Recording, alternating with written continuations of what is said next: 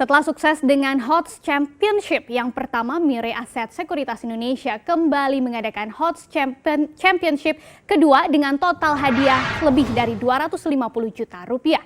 Kompetisi ini bisa diikuti oleh semua nasabah Mirae Sekuritas dan mendaftarkan diri mulai 22 Juli hingga 7 Agustus 2020 dengan masa kompetisi 3 Agustus hingga 4 September 2020. Dalam kompetisi peserta diberikan kebebasan untuk bertransaksi pada saham apapun.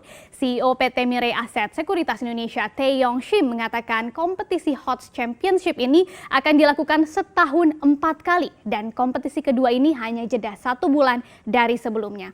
Meski di tengah ketidakpastian, menurutnya pengenalan HOTS Championship ini ada di saat yang tepat. Pihaknya menargetkan bisa menggait minimal 6.000 peserta dalam kompetisi kedua ini. Dan untuk mengulas bagaimana tren brokerage serta langkah untuk terus tingkatkan penetrasi investor retail, kita akan membahasnya langsung bersama dengan CEO PT Mirae Sekuritas Tae Yong Shim. Mr. Tae Yong Shim,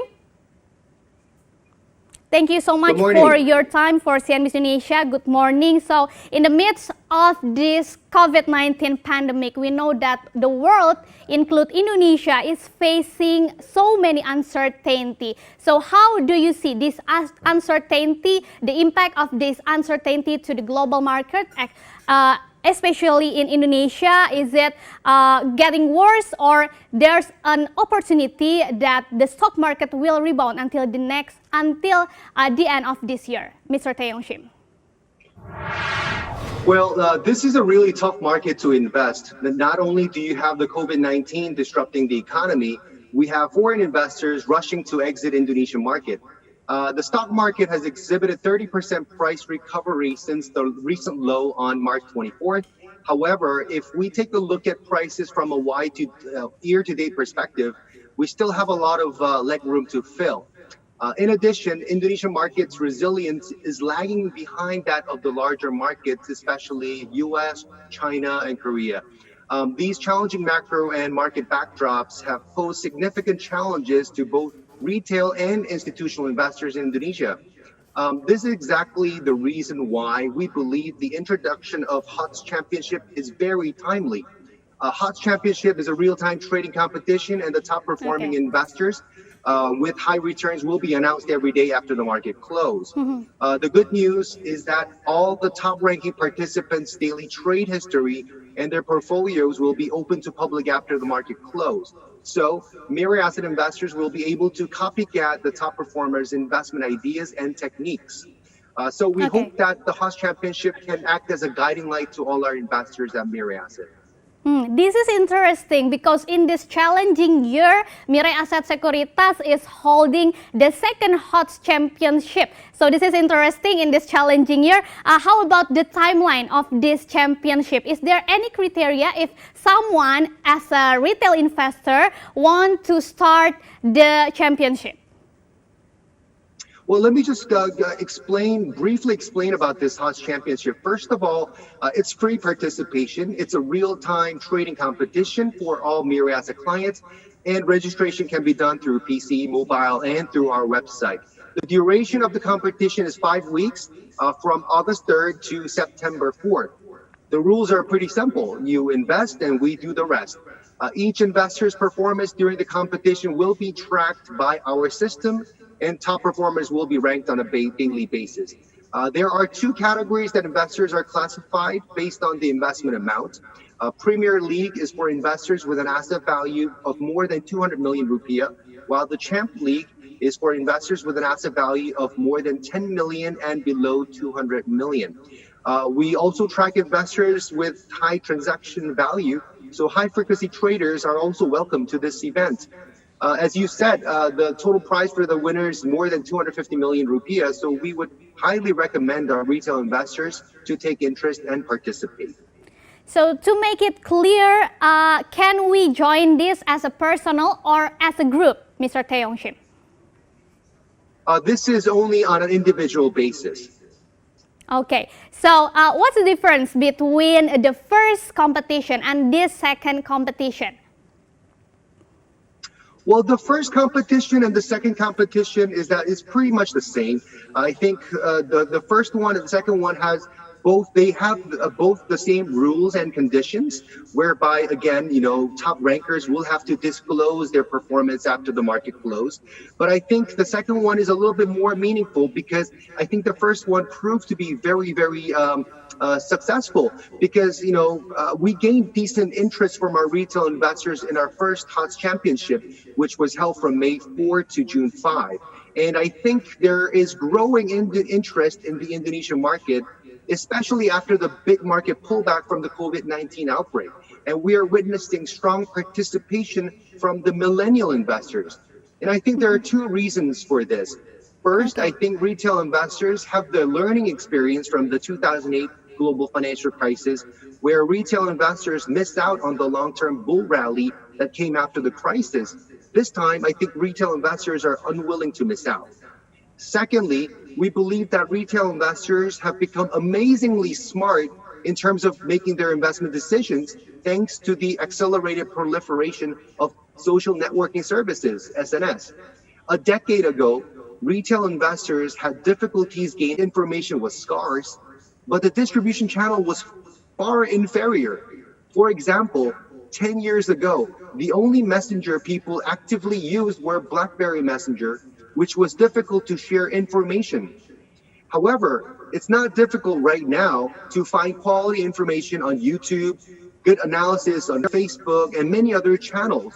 All in all, we believe retail investors are here to stay invested for the long term. So, is there any target of the retail investor to join this competition from Mirae Asset Sekuritas?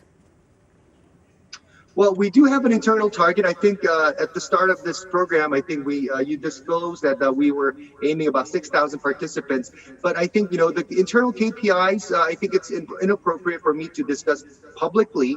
However, I would like to discuss about two things. First of all, I want to discuss about our long-term goal as a leading brokerage firm in Indonesia. Mirae Asset aims to become the trusted investment partner for our investors. We want to support our investors reach their long-term financial objectives. In order to reach our goals, we need to constantly innovate and provide the best user experience to our customers. Secondly, I want to discuss about the perception of investing in Indonesia.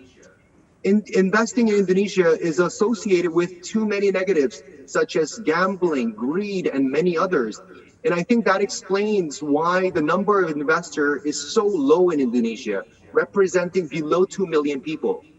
At the end of the day, another key objective for Mirae Asset is to educate the people and the investment community that investing in the stock market is a prudent way, a good way to reaching your long-term financial goals. We hope to see more participation from the retail investors going forward, and Mirae Asset will be at the forefront of leading our retail investors.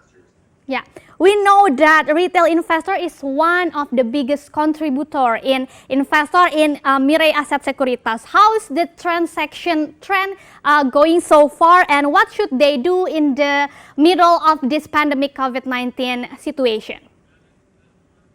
Well, you're right. Retail investors account for a sizable portion of our transaction, and we are very fortunate to have prepared ourselves with innovative ideas such as the HOTS Championship, Up and Down Survival to support our retail investors in Indonesia. We are seeing a growing number of retail investors jumping into the stock market, and it is really encouraging to see this new trend because until recently, retail investors accounted for only a small portion of the total transaction. However, we think this trend is a formidable one because I don't think retail investors are investing with their gut feelings anymore when it comes to investing. I think they're equipped with strong investment thesis and analysis thanks to the rise of the SNS. As I just mentioned, check out YouTube, WhatsApp Messenger groups, blogs, and many more. Retail investors have access to quality information to base their investment judgment. So all in all, retail investors are now the most important investor base in Indonesia's stock market. What about the millennial investor? You said before that Mirae Asset Sekuritas also concerned in the millennial investor. Is there any data about the amount of the millennial investor in the Mirae Asset Sekuritas? I think a very significant portion of our investor base are millennials right now. And I think we have to be very mindful about how we kind of innovate our businesses, how we deliver new products, because it has to be catered towards that millennial investors. So when it comes to millennial investors, they don't want to use the computer PC version of our trading platform. They want to use mobile version. So we, as a leading brokerage firm for the retail investors, we want to be also very mindful when it comes to developing and a value proposition given to our clients, because most of them are young, energetic, and very tech savvy. So I think this will be a very big game changer for all the brokerage participants in Indonesia. Okay, talking about the brokerage business after this pandemic situation, how do you think or how do you see the future of this brokerage business, Mr. Tae Yong Shim? Well, I don't have a crystal ball in front of me right now, but let me try to draw some view on this. I think the brokerage business is overcrowded with more than 100 brokers providing similar value proposition. All in all, I mean, broker service has become commoditized. There is little differentiation in terms of the services that most brokerage firms provide. That being said, the brokerage industry will face heavy disruptions from other startups and innovative forces. Over time, I think we will have to expect industry and business consolidation to take place.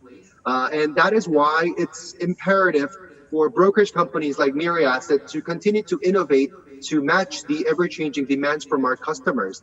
As the ambassador of retail investors, Mirae Asset aims to deliver innovative ideas to our customers and lead the new wave of brokerage business going forward. Okay, what's your strategy to face the competition between the brokerage business? I think, as I've mentioned earlier, innovation is the DNA of Mirae Asset. I think most other brokerage companies will pretty much feel the same, that, every single day there's new forces out there trying to disrupt the capital market and overall bigger the financial market. So I think we have to be very, very mindful when it comes to rolling out our strategy. We have to continuously provide innovative products, innovative ideas to our clients so that we can stay ahead of the pack. Okay, is there any target that Mirae Asset Sekuritas or you want to achieve this year, like the amount of the investor or anything else? Well, I think the amount of investor, the larger the better. I think, as I mentioned earlier, the investor base in Indonesia is, I think, below 2 million investors in terms of the SID. I think, on a normal level, that should go up to about 10% of the total population. At most, I mean, at minimum, the number of investors should come in at about 10% of the total population, which is about 27 million people. So it means that there's about 10 times more growth in terms of the number of investor accounts to actually, fulfill. And I think, Mirae Asset, as the leading retail investor, we want to actually work with the regulators, be it OJK and also IDX, to actually, bring more customers on board. And that's our mission. I mean, that's our target in the short term and also to the long term.